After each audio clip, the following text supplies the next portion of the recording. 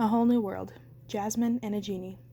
Well, here's a man who obviously knows what he wants, the Genie said, smoothing what little hair he had and straightening his sash. Lay it on me, master.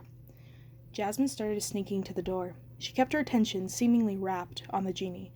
It wasn't hard. Besides his being so incredibly improbable, there was something also instantly likable about him.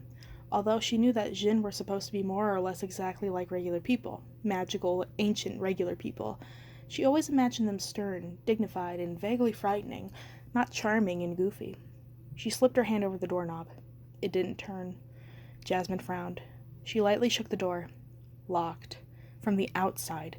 It must have been Jafar's doing. I am granted 3 wishes by you. Is that not correct? The sorcerer was asking, drawing out the words with relish. The Genie drew himself up and suddenly had on the robes of a scholar. He started to enumerate things on his fingers in a priggishly didactic manner. Absolutely. Of course, there are a few provisos, a couple of quid pro quos. Yes, whatever, Jafar interrupted. Genie, my first wish is to rule on high and become sultan. Jasmine's jaw dropped. The sultan looked aghast. The Genie noticed their reactions and gave a low whistle. Sorry, buddy, he murmured to the sultan. Nothing personal. Looks like your time is up. With a flash of blue smoke, the room grew dim. Outside the window, Jasmine could see the sky become dark and stormy like it did before a monsoon. A large, strange energy filled the room. She felt the ends of her hair lift. The sultan's turban rose into the air. Confound it, what is this trickery? The sultan demanded, jumping up and trying to grab his turban. Jafar, I order you to stop all of this nonsense at once.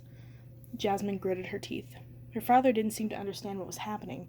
He was so used to being the supreme ruler of Agrabah, he couldn't imagine anything disturbing that. He actually believed he could still order his advisor around. She shook the doorknob again, furtively. She had to get out of there somehow. Jafar still had 2 wishes left and already ruled the land. What came next could only be worse. Yes, Sultan, but there is a new order now, Jafar sneered. My order. Smoke circled around him and around the Sultan. As Jasmine watched, her father was similarly stripped of his royal robes and cloth of gold. Soon he wore nothing but his underthings. Jafar grinned while he was knitted out in the finest robes of state by the swirling smoke. Bow to me, he screamed at the Sultan and Jasmine, fixing Jasmine with his insane eyes. There was no escape. That much was obvious. Jasmine suddenly found herself wondering what the boy from the market would do. He had been a natural at thinking on his feet and surviving with nothing but his wits. If they played along, would that buy them time? Would Jafar swallow their act? Maybe they could distract him and grab the lamp. I will never bow to you, you impersonator, the Sultan spat. Well, there went that possibility. Jasmine wilted with despair. Jafar's face turned purple with rage. At any other time, Jasmine would have thoroughly enjoyed the sight. If you do not bow before the Sultan, you will never cower before then you will cower before a sorcerer. Genie. The Genie, who had been watching them quietly, his blue smoke thumping nervously, a bit like a tail, suddenly leapt to attention. I wish to be the most powerful sorcerer in the world. Jasmine should have given the man more credit. Insane, vain, and repulsive he might have been, stupid he was not. Suddenly things were a lot more difficult. The Genie widened his eyes, all the good-natured humor extinguished from them, as if he understood what a terrible, terrible mistake this was. He looked away, embarrassed by what he was about to do, and pointed a finger at Jafar. A billow of blue smoke and tiny lightning bolts erupted from its tip. Hellish red fire climbed over his limbs and entered Jafar's eyes. Now the man was no longer in the white robes of state, but in robes so black it was more like looking into the void than seeing in actual color. His turban was strange and angular. His cobra staff slithered as if alive and then froze into a sharp ebon-tipped thing. And now, object humiliation, the sorcerer said, pointing his staff at Jasmine and her father. She found herself thrown down to the floor, onto her knees, prostrate before him. Her father protested the humiliation in his nakedness in incoherent, blubbering gasps. And finally, Jafar said, casually stroking his staff, my last wish. Jasmine found herself magically lifted up. It was not a nice feeling at all. She was set on her feet, and her hands were arranged in a pious manner. For the Princess Jasmine to fall desperately in love with me. Everyone in the room was shocked into silence. even the genie. Jasmine heard strange noises coming from the back of her throat, like she was about to throw up. "No!" her father shouted angrily. Jafar sneered and waited. Jasmine waited. She mentally assessed herself. Did she feel different? How did she feel about Jafar? The urge to vomit returned. Jafar's look of smugness began to slowly fade into confusion. The genie coughed quietly.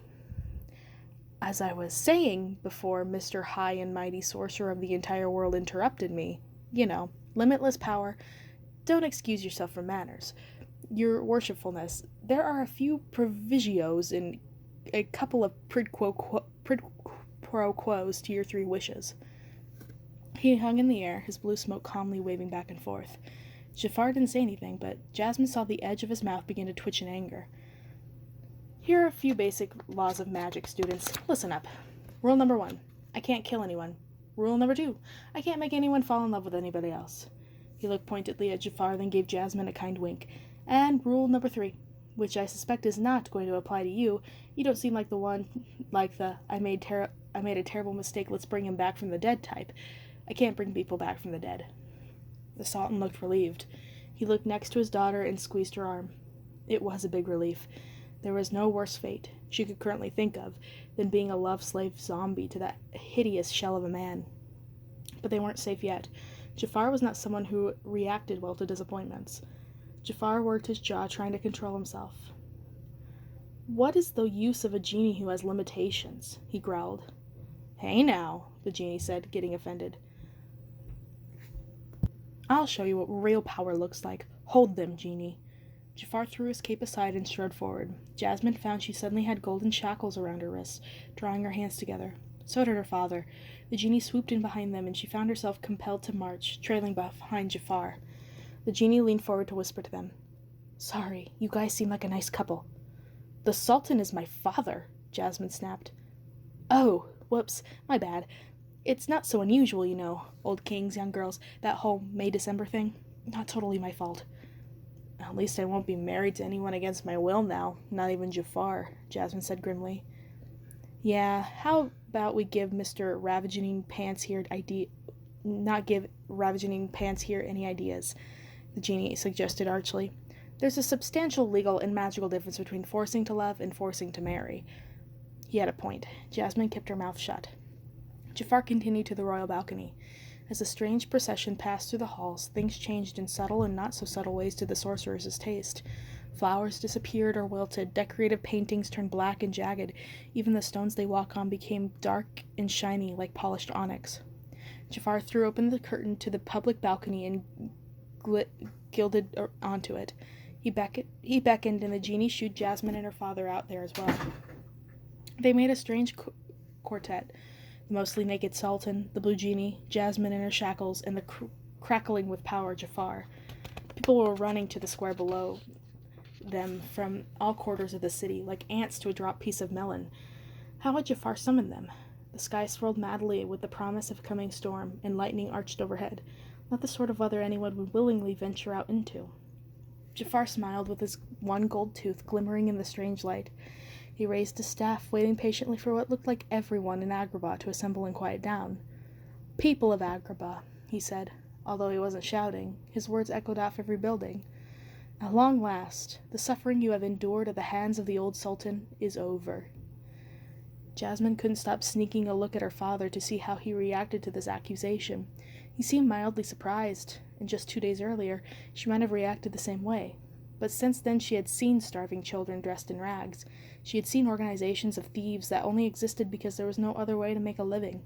She had spent the day with a boy who had only ever eaten what he had stolen. With the support of the palace guards, an incredibly powerful genie, and Princess Jasmine, I, Jafar, am the new Sultan of Agrabah. If he was expecting a cheer, with his arms uplifted, he was disappointed. His eyes flicked left and right, but rather than panicking, he continued speaking. "I will be Sultan of the people, attentive to your every need." There were a few murmurs from the crowd below. "We've heard that before," someone shouted back, hands around his mouth to make his voice carry. "Yes," someone else shouted. "Remember the wedding? The new Sultana promised us decades of prosperity." Jasmine felt her breath catch. Her mother had said that? You doubt my word? Jafar asked thoughtfully. Jasmine didn't like the tone of his voice. The sudden receiving of absolute magical power didn't seem to do anything to stabilize the sorcerer or quell his violent tendencies. He raised his arms again, brandishing his cobra-headed staff. Jasmine and her father drew back. Let me, as my first act of sultan, prove my good faith. He cast an eye back at the genie. The genie, still looking a little shocked by the return of events, drastically wiggled his fingers. The clouds cracked apart with lightning. It began to rain. Golden rain. Small golden coins fell out of the sky and tinkled on rooftops and cobblestones. There was a gasp from the crowd. Then people were diving for the money, holding their hands in the air to catch the coins, grinning. Jasmine turned her face away, repulsed by the show of greed. When the initial rush was over, they finally began to cheer. Long live Jafar! Jafar visibly relaxed, finally getting something that he really wanted out of the day. After a moment, he turned to the three standing behind him. He put a hand on the old sultan's chest. There, you see, he said with a sneer. That is real power. And then he pushed the sultan over the balcony.